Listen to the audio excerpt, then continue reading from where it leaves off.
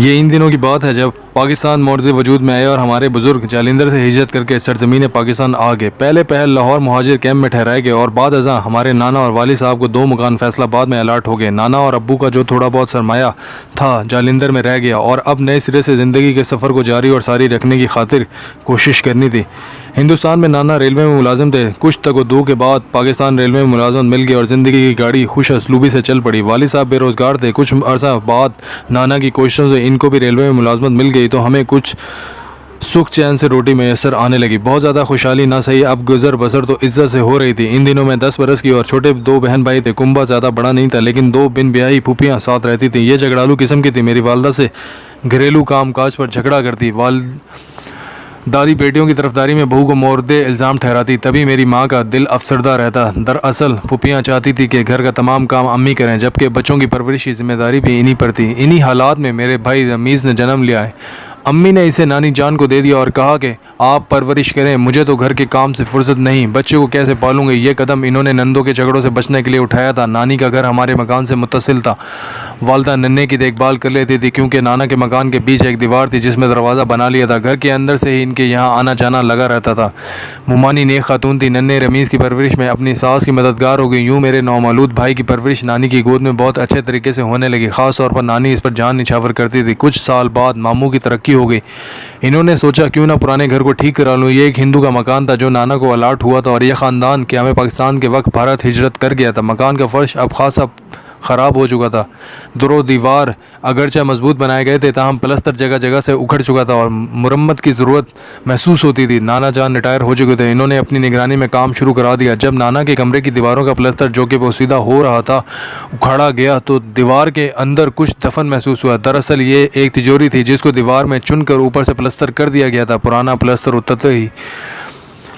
प्लस्तर उतरते ही लोहे की अलमारी नुमा तिजोरी बरामद होगी जो बहुत मजबूत थी और इसका खोलना आसान न था। लेकिन काम कितना ही मुश्किल और हिम्मत से बिलाखिर तकमील पा जाता है। बहरहाल नाना तिजोरी को खोलने में कामयाब हो गए। तिजोरी के अंदर सोने चांदी के जेवरात, अशरफियाँ, जवाहरात और हीरे मोती गर्ज हिजरत कर जाने वाले ख़ानदान का कुल असासा रखा था। वो इस ख्याल से इसे दीवार में चुन गए थे कि शायद कभी वापस आना होगा तो अपना माल निकाल लेंगे। लेकिन ये इनकी किस्मत में ना था बल्कि ये माल गनीमत मेरे नाना की किस्मत में लिखा था जो इनको घर बैठे मिल गया।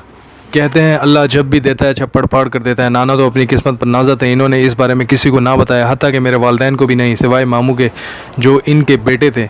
अब मेरे सफ़ेद पोश नाना करोड़पति थे मगर तर्ज ज़िंदगी में तब्दीली नहीं ला रहे थे। कहीं किसी को शक ना हो जाए कि वो बैठे बिठाए अमीर कबीर कैसे हो गए। ज़ाहिर है इंसान के दोस्त कम और हासिल ज़्यादा होते हैं। अगर किसी को मुफ्त का ख़जाना मिल जाए तो इसकी जान के दर पर भी लग जाते हैं।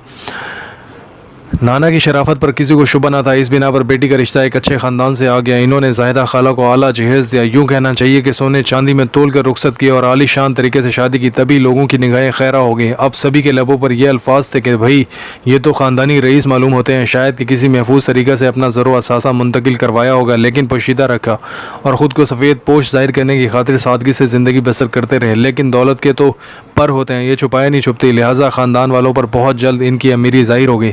नाना के घर में कोई छोटा बच्चा नहीं था। वो कहते थे कि रमीज़ की किस्मत से मुझे इतनी दौलत मिली है कि अब सारा ख़ानदान बैठ कर खाए तो भी उम्र भी ख़त्म ना होगी। रमीज़ की पैदाइश के 2 बरस बाद मोमानी ने एक बेटी को जन्म दिया जिसका नाम रबिया रखा गया। दोनों बच्चों की परवरिश मोमानी ने नाजो नाम से की और जवान होने तक रमीज़ इन्हीं के पास रहा। इनसे जो लाड प्यार मिला वही इसकी और पूरे ख़ानदान की तबाही का बाइस बना। रमीज़ की उम्र 20 बरस होगी जब नाना और फिर नानी वफ़ात पा गई। इनकी वफ़ात के बाद अम्मी जान को भी नाना की वसीयत के मुताबिक तरके में से काफ़ी रकम मिली। ये दौलत की आई तबाही ने हमारे घर में कदम जमा लिया। पहले जो रिश्तेदार मोहब्बत से मिलते थे अब कुछ खुशामदी बने और कुछ हमारे दुश्मन हो गए। जब तक फूफियों की शादी ना हो गई इन्होंने अम्मी को जिंदा दरगूर रखा। बाद में रुपए पैसे की खातिर अब्बू ने मेरी वालदा को सताना शुरू कर दिया। दौलत तो मेरी माँ को नाना की वसीयत के मुताबिक मामू से मिली लेकिन घमंड अब्बू को हो गया। इन्होंने अच्छी वाली नौकरी को खैर बात कह दिया और घर बैठे रहे कि घर में पड़े दाने तो बला जाए कमाने। कहते हैं कि कमाने से जी चराओ तो कारून का ख़जाना भी ख़त्म हो जाता है। जिन दिनों में BA के आखिरी साल में थी हमारे मुआशी हालात ख़राब होना शुरू हो गए। वालिद साहब ने लड़ झगड़ कर अम्मी के नाम का रुपया अपनी तहवील में क्या लिया कि फिर अल्ले तलल्लों में रुपया उड़ाने लगे। यहाँ तक कि एक वक्त ऐसा भी आया जब वो खाली जेब रह गए। घर के हालात देखकर मैं वालदा से ज़्यादा मुतफिक्र रहने लगी। वालदा के जेवरात बिकते तो घर का खर्चा चलता है। ऐसे में दिल एहसासात की आग में जल रहा था।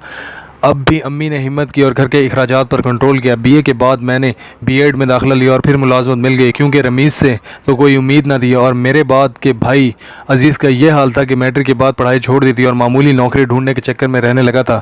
छोटी बहन शाहबानो स्कूल जा रही थी, क्योंकि वो भी आने वाले हालात की संगीनी का एहसास कर चुकी थी। रमीज़ के लाड उठाने वाले दुनिया में ना रहे तो मामू ने उसे कुछ काम करने को कहा। वो बुरा मानकर हमारे पास आ गया। वालदा भी चाहती थी कि वो इनके पास आ जाए, क्योंकि मामू की बेटी रबिया जवान हो चुकी थी। रिश्तेदार बातें बनाने लगे थे और ये बात मुमानी के लिए बाइस परेशानी थी। हम तो खुश थे कि हमारा भाई मुस्तकिल आ गया, क्या जानते थे कि इस भाई के रूप में तबाही ने हमारे घर में कदम जमा लिया। अब पता चला कि नाना और नानी के लाड प्यार ने इसे कहीं का नहीं रखा। गलत सोसाइटी और बाश दोस्त नाना नानी के होते नोटों से जेबें भरी होती थी। जो ही मामू मन ने ज़रा सा रवैया बदला, वो झगड़ालू मिजाज हो गया। अब इन्हीं का दुश्मन था जिन्होंने खून पसीना एक एक करके परवान चढ़ाया था और मुफ्त की दौलत से ऐश कराया। शहजादों की मानिंद रखा। नानी तो इस पर हज़ारों लुटा देती थी। मामू मुमाइन ने हाथ रोक लिया तो रमीज़ अम्मी अब्बू से वही ऐश चाहने लगा। यहाँ से तो दौलत रुखसत हो चुकी थी, इनमें इसे कैसे ऐश कराते। रूखी सूखी देकर इसका मिजाज बिगड़ता गया।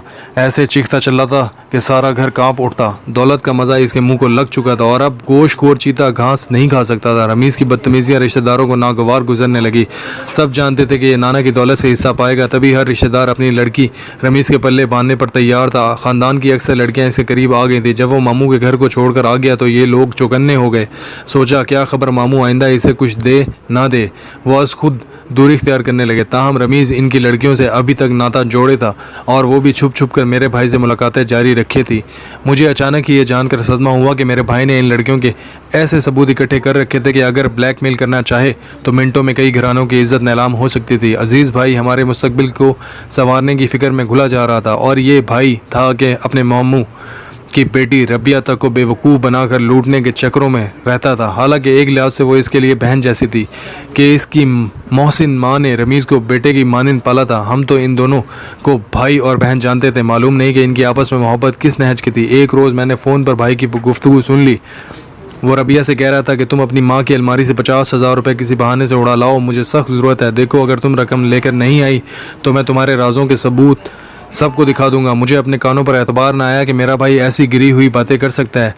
इसे रबिया से मोहब्बत थी तब भी और नहीं थी तब भी वो इसके मामू की बेटी तो थी। रमीज़ को ऐसी बात ना कहनी चाहिए थी। नहीं जानती थी कि रमीज़ के पास ऐसे क्या सबूत है जिनको जाहिर करने की वह धमकी दे रहा था। ताहम कोई ऐसी बात थी ज़रूर कि जब वो शाम को पार से लौटा तो इसने कोई चीज़ अपनी अलमारी में रखी। थोड़ी देर बाद वो बाहर चला गया। मैंने छोटी मेज़ अलमारी के पास रखी और ऊपर चढ़कर देखा चाबियाँ अलमारी की छत पर रखी हुई थी। रमीज़ की आदत थी कि वह चाबियाँ अलमारी पर डाल दिया करता था। हम में से कोई भी चाबी उठाता और ना इसकी अलमारी को खोलता था। आज हस्बे आदत इसने यही किया, लेकिन मैं फ़ोन पर इसकी रबिया से गुफ्तगू सुन चुकी थी, लिहाजा इसके जाते ही चाबियां उठाकर अलमारी खोल ली, ये देखने के लिए कि इसने क्या शय अलमारी में छुपाई है। जब सेफ को खोला तो एक पोटली मिल गई जिसमें कंगनों की जोड़ी थी। ये कीमती जुड़ाव वाले कंगन थे जिन्हें मैंने रबिया को पहने हुए देखा था। गोया ख़ानदान की इज्जत को बदनामी से बचाने की खातिर इस बेचारी ने अपने कंगनों की कुर्बानी दी थी। अब तो और भी कुरेद लगी। ऐसी कौन सा राज है कि जिसके तश्त अज़बाम होने से वो डर रही है। वो इसकी तरफ से लिखे हुए मोहब्बत नामे हो सकते हैं, लेकिन दोनों एक घर में रहते थे। इनको मोहब्बत नामे लिखने और ख़तों खिताबत करने की ज़रूरत न थी। ये सवाल मेरे दिल में सांप की तरह पलने लगा जो हर लम्हा मुझे डसता रहता। जब रबिया को देखती वो पहले से ज़्यादा परेशान दिखाई देती। रफ्ता रफ्ता वो सर झुकाए हुए सरसों का फूल हो गई। अब मुझे अपने भाई से नफरत और रबिया से हमदर्दी महसूस होने लगी। जब मामू के घर जाती इससे यही सवाल करती, रबिया सच बताओ तुझे क्या गम लगा है, क्यों अंदर अंदर मरी जाती हो। वो कुछ कहती नहीं थी। कोई गम तो है जो तुमको दीमक की तरह चाट रहा है। अगर अपनी पसंद की शादी करना चाहती हो तो बता दो, इस उम्र में कोई मुश्किल तो नहीं है। ऐसी बात नहीं है, वो टाल जाती थी। असल मसला तो शादी और मोहब्बत का नहीं बल्कि खौफ का था। रमीज़ ने पहले इससे मोहब्बत का खेल खेला और गालिब इम्कान यही था कि दोनों की शादी हो जाती। मामू मानी भी यही चाह रहे थे, लेकिन मामू पर रफ्ता रफ्ता ये भेद खुलने लगा कि रमीज़ ना सिर्फ शराब पीने लगा बल्कि इसके मरासिम गलत लोगों से हैं। वो आवारा दोस्तों के साथ गलत किस्म की जगह पर जाने लगा था। मामू ने पहले प्यार से समझाया, फिर सख्ती से रोका, यहाँ तक कि जेब खर्च बंद कर दिया और गाड़ी भी अपनी तहवील में ले ली। तंबीह की कि पहले कुछ काम काज करो तो ही कुछ मिलेगा। इन्होंने एक दोस्त से बात करके फर्म में मुलाजमत भी दिलवा दी, लेकिन रमीज़ ना सुधर सका बल्कि मामू से झगड़ कर हमारे घर आ गया और मुलाजमत से इनकार कर दिया। मामू की शराफत के इन्होंने अम्मी अब्बू से रमीज़ की शिकायत ना की और ख़ामोश हो रहे कि शायद ये सुधर जाए तो अपनी बेटी इससे ब्याह देंगे। रमीज़ सुधरने वालों में से ना था।